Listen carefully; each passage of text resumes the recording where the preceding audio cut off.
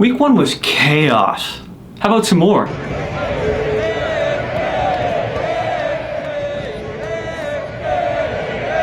Welcome back, everybody. Week 2 is upon us. It's here. Week 1 is in the past. It was chaos. Last week we went 7-9 in our game picks. That's not very good.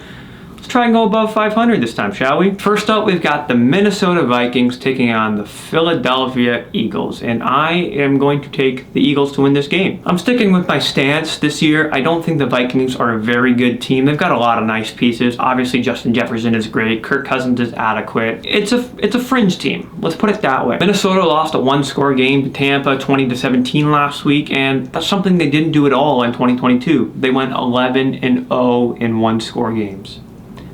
That's almost impossible. Like, mathematically, even Einstein couldn't. One-score games are hard to win. Football games are hard to win, let alone 11 of them by one score. They proved last year that they can win close games, but can you trust them to win that many? No. For example, let me put it this way. If Minnesota lost half of those games last year, they would have been below 500.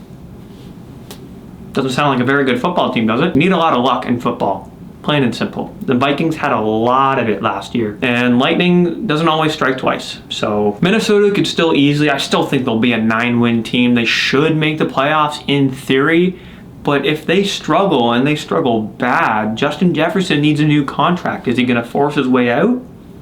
That's a story for another day. And for Philly, in week 1, they won. Plain and simple. I don't think they played an all-around top-tier elite game. They won. That's all that matters. Jalen Carter, oh my God, I don't understand how he fell to them. He had 8 pressures and a sack in week 1, which is just incredible for anybody, let alone a rookie in his first game. How did he fall? Fire everybody who didn't draft a quarterback that let him fall. I'm serious. I don't care what your needs are. You don't let talent like that fall. Yes, I know he did some bad things, but in football, they don't seem to care if you, frankly, do bad things like beat your wife or kill people. I'm not trying to be a bad person here, but like, you understand where I'm coming from, right? Let me know in the comments. Philly wasn't the only team that looked average in week 1. Most good teams looked pretty poor compared to what we expect them to be. So going forward, Philly's going to get better. Jalen Hurts will have better games. I don't think he played great in week 1. I think the Vikings game is a perfect opportunity for him to get right. Had a great game against them last year. Let's see what he can do this year. I have faith. It'll be good things. The second game of the week is the Cincinnati Bengals taking on the Baltimore Ravens. I am going to take the Baltimore Ravens to win this game. Let's get it out of the way. The Bengals were terrible in week 1, but unless you're a complete casual, you would have expected it. The Bengals have always started slow in the past couple of years. Joe Burrow has never had a proper full training camp. He just can't manage to stay healthy. It's not necessarily his fault, but it's a thing. They'll get good, they'll get right. Even if they're 0-2, God forbid 0-3, they'll get it right. Don't worry too much about it. They were quite literally so bad in week 1 that they pulled their starters in a game they were losing. Granted, it was late, and it was the right call, but you don't really see them pull their starters unless they're winning by a lot, not losing. You don't do it when you're losing, unless I'm a real big casual, and I've just never seen it happen. I'm used to the Bills pulling their starters when they're blowing teams out. Joe Burrow isn't 100%. I think that's very clear. The Browns even talked about it, how they attacked him in that way with his calf. More pressure, more blitzes, and it worked. The Bengals scored 3 points. Burrow threw for 82 yards. Pathetic. They'll get better. I wouldn't worry about that. Ravens won, but they didn't look great in week 1. I think Lamar did not have the best of games as he could have. Zay Flowers looks like a stud. Reminds me a lot of a little bit smaller Antonio Brown. Let's just hope he doesn't have CTE. I have more faith in Baltimore getting better this week. Granted, because 1, they won last week, and 2, they actually get full training camps together. They have too many nice pieces, and plus they're also learning a new offensive scheme, new offensive coordinator, new play caller. It's all different in Baltimore. It's going to take them more time to get going, but like I always said, what matters is the second half of the season, and we're in the first half. We're still 2 months away from that. We got to give it time. Both these teams are going to be good. Both these teams should make the playoffs. 16 more weeks after this one to see. Next game on the schedule, we got the Seattle Seahawks taking on the Detroit Lions, and I am going to take the Seahawks to win this game. It's a really tough pick for me, granted, because Seattle pretty much got blown out in week 1. They did not look good at all. The Rams dominated them with a bunch of Walmart workers. I really like Detroit. They're not invincible. Dan Campbell's a great coach. They've got a great team. Everybody's going to lose some games unless you're just otherworldly god talent skill. Like, it takes a lot of luck to win 17 games, go undefeated. The Lions are going to do that. They're going to beat some good teams. They're going to lose to some good teams. They're going to beat bad teams, hopefully, and they're going to lose to some bad teams. It's just football. If Seattle wants to have any chance at the division this year, let alone the playoffs, you have to avoid the 0-2 hole, because it is deathly hard to get out of. It's not impossible. It's pretty hard, though. I think the Lions are in a good spot in their division. No matter what, win or lose this game. Winning would be great, but losing, they're still going to run away with this division. I don't think it'll be close. You want to win every game. You can't win every game. So Detroit fans, relax. It'll be all right. After that, we've got some bottom of the barrels. We got the Indianapolis Colts taking on the Houston Texans. I am going to take the Indianapolis Colts to win this game pretty easily. I think this might be the easiest decision I've had to make so far. If you didn't get a chance to watch Anthony Richardson's game in week 1, he looked like a veteran. He made some rookie mistakes, but for the most part, he looked good. He's been putting in all that work. He's been staying late when he doesn't have to. He wants this more than everybody, and when I evaluate football talent, granted, I'm not a scout. I don't watch film. When you see a guy with this kind of work ethic, he's smart, this kind of talent, putting in that kind of work, you just know he's going to be good. Plus, he's so much fun to watch. He can make every throw. He might have a stronger arm than Josh Allen, and I think that needs to start being talked about. He might have the strongest arm in the league. That bad interception late might have costed him the game. They did say he got baited, which, again, rookie mistake, but he's going to be fine. Colts fans, breathe a little bit. You've got your guy. I believe in it. You believe in it. We should all believe in it. Now, as for Houston, Stroud, for the most part, looked okay. He wasn't great. You know, they didn't win. They didn't put up double-digit points. But I was impressed for a guy that I wasn't very high on to begin with. You would have loved to get more offensive production out of them. Points specifically, like touchdowns. They got 3 field goals, so they're driving down the field at least. Don't grasp how many drives and opportunities you get per game. Houston did okay. I saw enough to be happy and satisfied, but obviously you want more coming out of Stroud. I think Houston has a lot to look forward to now. Hopefully, with both these teams being kind of bad all around, the quarterbacks can do some work, they can get better, and they can show that, hey, we can be a guy in this league. I truly believe this will either be a Colts blowout or a game that is won by 3 or less points.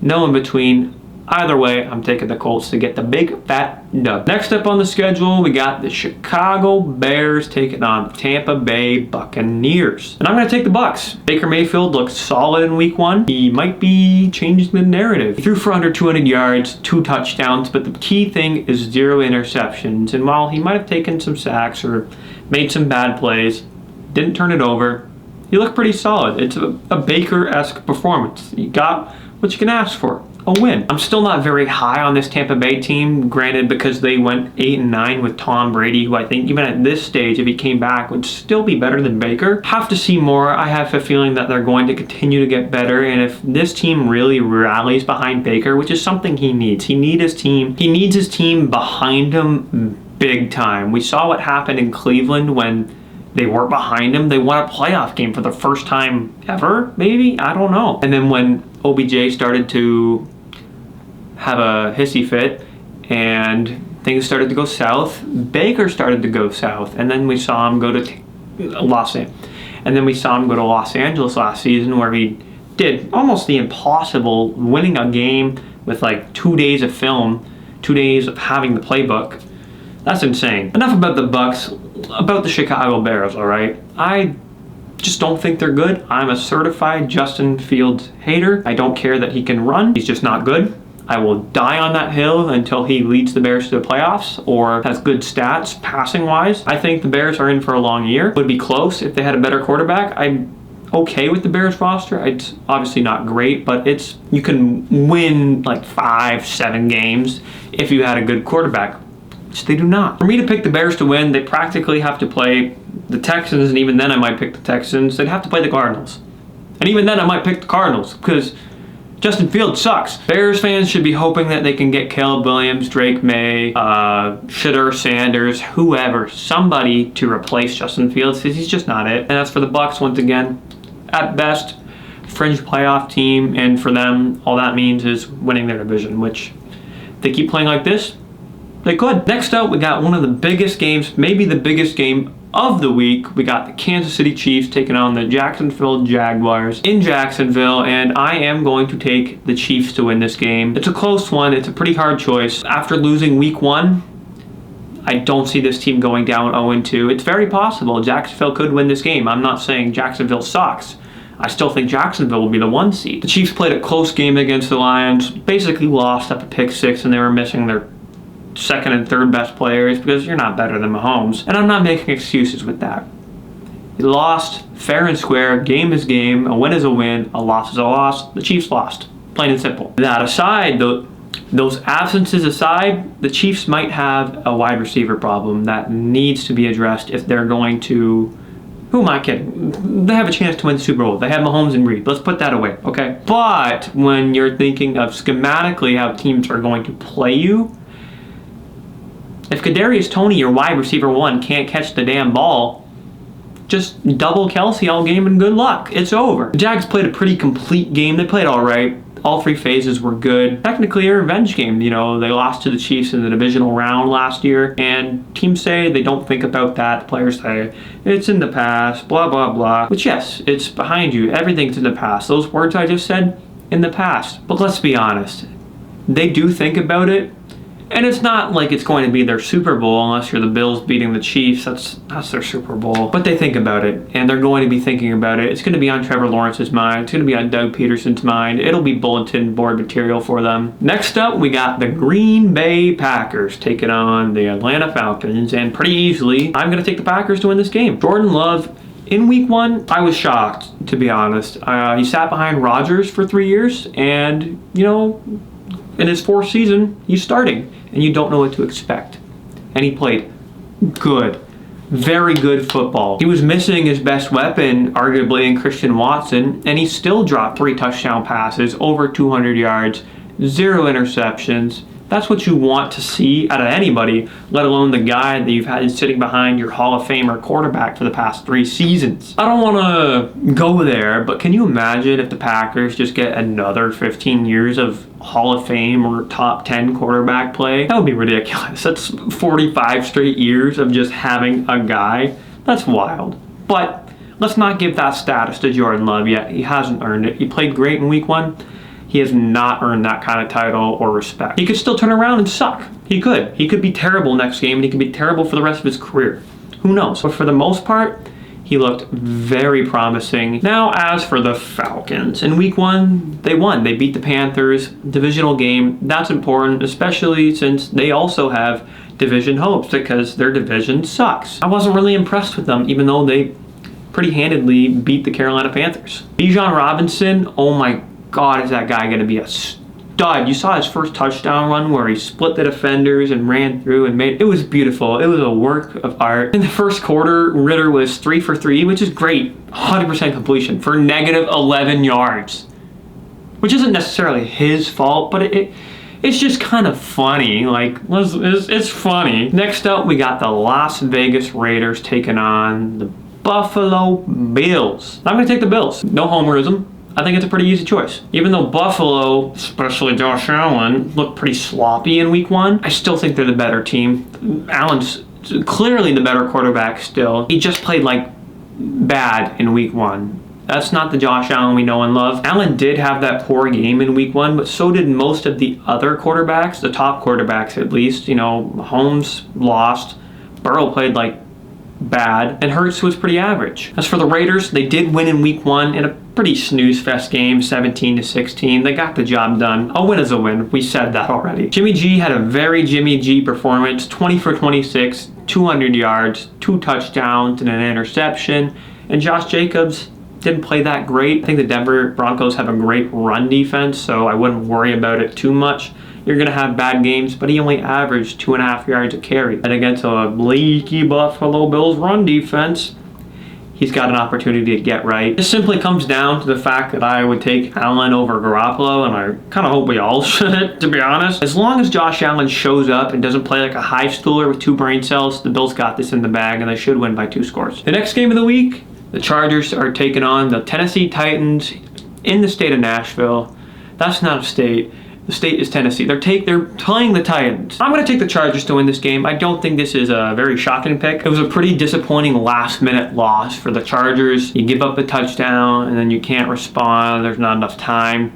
That's tough. Brandon Staley should be unemployed, and I think Chargers fans will agree with me. I don't think Chiefs, Broncos, or Raiders fans would agree, but everybody else would agree that it's time to fire Brandon Staley. It's enough. That's his defense. He's a defensive head coach. That's his defense.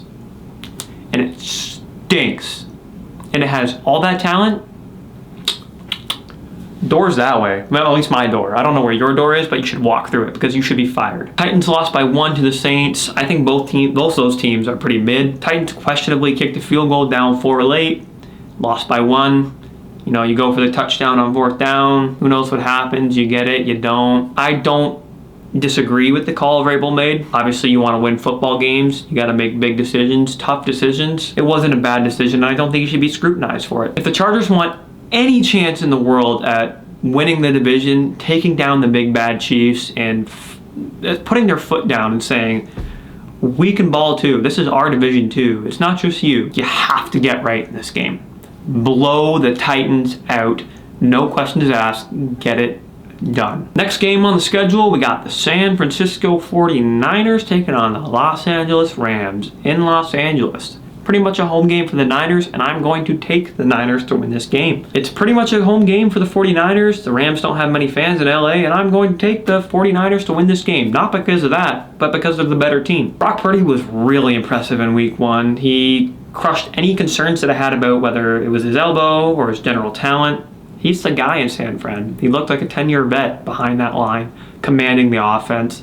He looked good. He's going to be good for a while, as long as he stays healthy. Pretty shocked with the Rams dropping 30 points on Seattle with plumbers and Walmart workers. Matthew Stafford makes his receivers look good. That's kind of been a known thing. The Rams are still not going to be a great team this year. They could surprise people. You know, Cooper Kupp will come back. They're still going to win games with that top-end talent alone. Like I've said, they could push to be a fringe wildcard team if all their cards go right. But for the most part, they're still pretty average with a lucky win. Week 1's always chaos. You really start to find out what these teams are in the next couple weeks and then what they become in the second half of the season. 49ers had a great game in week 1, and if they continue that pace, they're challenging the Cowboys, but they can establish themselves as the best team in the NFC, maybe the league. Next up, we got the New York Giants taking on the Arizona Cardinals, and for the most part, I'm going to take the Giants. The Giants laid a big old fat goose egg in week 1, 0 points, and I almost picked the Cardinals to win this game because of that. I was pretty high on the Giants. I thought they'd be great. As for the Cardinals, they looked okay for what they are.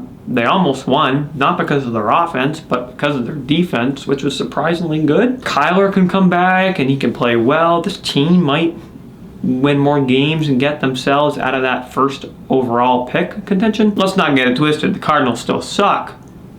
But for the Giants, this game should be a bounce-back game. They want to prove they've still got a shot to make the playoffs. They're not winning the division. It's a get-right game. You have to get right. You got to get this dub. Get the job done. There'll be some uncomfortable conversations in New Jersey this week with this team. It was pathetic performance, like I said. You give your quarterback $160 million, $40 million a year, and that's what you get?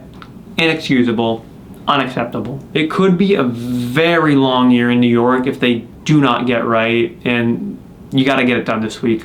Plain and simple. Next up on the schedule, we got the New York Jets taking on the Dallas Cowboys. America's team versus New York's should-have-been team. You know, they lost Aaron Rodgers for the season on the 4th snap of the season. Brutal. You got to feel for Jets fans, even as a Bills fan. It was a tough watch. You don't want to see guys go down with an injury. You never want to root for an injury. Praying for recovery. Hopefully he doesn't retire. I hope the Jets fans at least get to see him play a season. Some are saying that could be a retirement injury. Some are saying he'll be back better than ever. Tough watch as a football fan. You can't see Rodgers go out like that. You don't want to see him go out on a Super Bowl win if you're a Packers, maybe Bears or Lions or Vikings or Bills or Patriots or Dolphins fan. But as a football fan, you can't see him go out like that. It's sad. Turf's got to go. NFL has to put in grass. There's no excuses. You're doing it for the World Cup. Protect your players. Give them what they want. It's pretty simple. I think the Jets Super Bowl hopes are sadly over unless Zach Wilson just comes out and he's a top 10 quarterback. It's likely over, and that sucks. I mean, not for me. I'm not rooting for an injury, but the Jets not winning the Super Bowl, I love that. The Jets still have top 3 defense in the league, maybe the best defense in the league. Arguably, the Cowboys probably have that number 1 spot right now because Dallas just looks phenomenal. All 3 phases are complete. Every part of the team did their job. They got the shutout. They dominated the Giants in week 1. They're not going to dominate this Jets team. They could struggle offensively, but as for the defense, if Zach Wilson hasn't gotten better and taken that year 3 jump, this game will not be close. Gotta feel good for Dak getting that week 1 win after all the hate he got all offseason. People blaming him for garbage interceptions in training camp, OTAs. Dak is good. He's not great. He's adequate. You can win with him. And I think he gets a lot of hate just because he plays for the Cowboys, which rightfully so. Everybody hates the Cowboys. But as a human football level, I want to see Dak win. I love that he's a great guy, and maybe he gets it done this year. Got to get it done in week 2, though. The last game for the Sunday afternoon slate is the Denver Broncos taking on the Washington Commanders. And I'm going to take the Denver Broncos to win this game. Week 1, Commanders looked pretty poor. They got the job done against the Cardinals, but they looked pretty bad, especially early on. And that's not saying the Broncos had a great game in week 1. They also looked pretty miserable, and they lost. They were pretty average. They were worse than they were in week 1. Losing by the same score, which is kind of funny. I wasn't necessarily inspired by Denver to believe they are a playoff team per se, but I think I saw enough, and I believe Sean Payton is a much better coach, and he will be able to maybe get this team to fringe playoff team, potentially.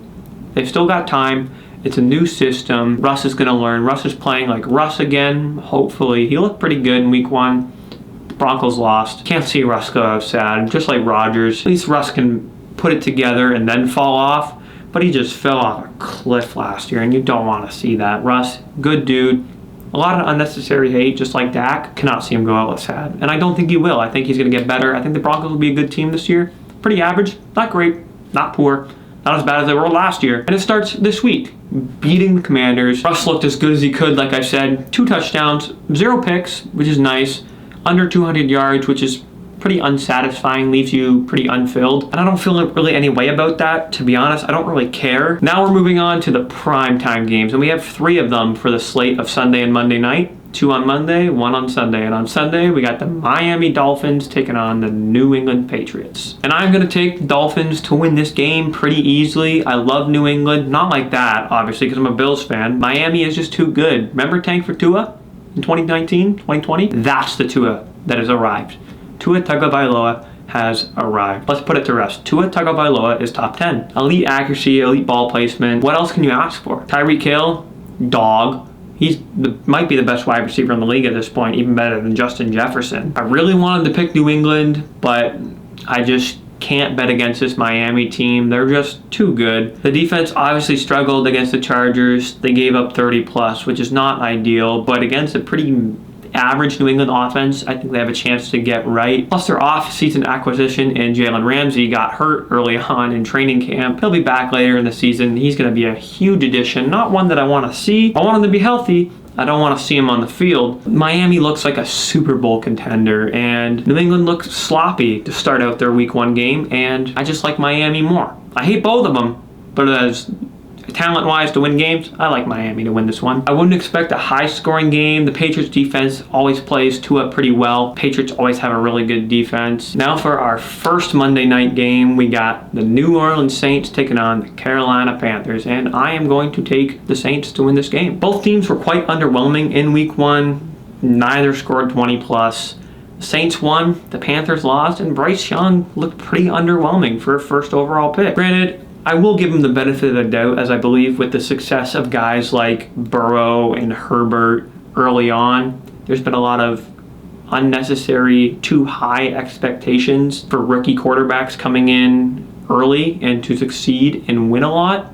Obviously, you want to win football games. No shit. Year 1 for rookie quarterbacks is just about getting into the game, easing into the league. Year 2, you want to see some improvement, hopefully a lot, and then by year 3, if they are what they are. That is, and that's still 2 years away. 3 years away if you count this year. Bryce Young went 20 for 38 for 146 yards, a touchdown, and 2 interceptions, which is a very rookie-esque game. Can't ask for much more. I mean, you can, but... And Derek Carr was exactly what you expect from Derek Carr. He was average. Average is the definition of Derek Carr, and Derek Carr is the definition of average. Saints have to win these division games if they want any chance at making the playoffs, because you're not getting it in a wild card, so your only shot is the division. Now for the final game of the week, we got the Cleveland Browns taking on the Pittsburgh Steelers, and I am going to take the Pittsburgh Steelers to win this game outright. No BS. They're going to win. Let's get it out of the way. Week 1 was not it for Pittsburgh. Kenny Pickett struggled, the defense struggled quite a lot, and they got blown out by the San Francisco 49ers, who are a very good team. Let's not be mistaken. But for the Steelers, who have division title aspirations and need to get back to the playoffs, unacceptable. Kenny Pickett won lots of games last year. The team went 9-8. They started out slow, finished with the winning record, and that's what matters. You gotta hope Pickett's confidence stays high. You don't want to see your young quarterback have his confidence crash to the floor. That's no bueno. That's no good. Hopefully that confidence stays high enough so he can continue to get better and the Steelers can win some games. The Browns offense really runs through Nick Chubb, though, who looked phenomenal in week 1. He was running like Nick Chubb does. Granted, the Bengals looked pretty, lack of better words, pretty dog poo, if you will. Now, as for the other quarterback and Deshaun Watson, the only hope is he can continue to get better. He had all that time off. It's not an excuse. It's a reason, not an excuse. He had some flashes in week 1 of the old Deshaun Watson, but when you're paying $230 million for a massage therapist, quarterback that they that they traded for last offseason has to be better, and I think he will be. I don't think an athlete like Deshaun Watson just falls off a cliff. He's a quarterback, not a running back. And with that, that is it for this video. Thank you all so much for watching. Make sure to leave a like, and in the comments down below, let me know your game picks for this week. Do you agree with mine? Let me know. On your way out, please subscribe. It really helps out the channel, and I would greatly appreciate it. You know, we're on the road to 1,000 subscribers, and if you're new here, I would really appreciate it if you could help the rest of us get there. And that's all I got. Who doesn't love football? And a little bit of chaos.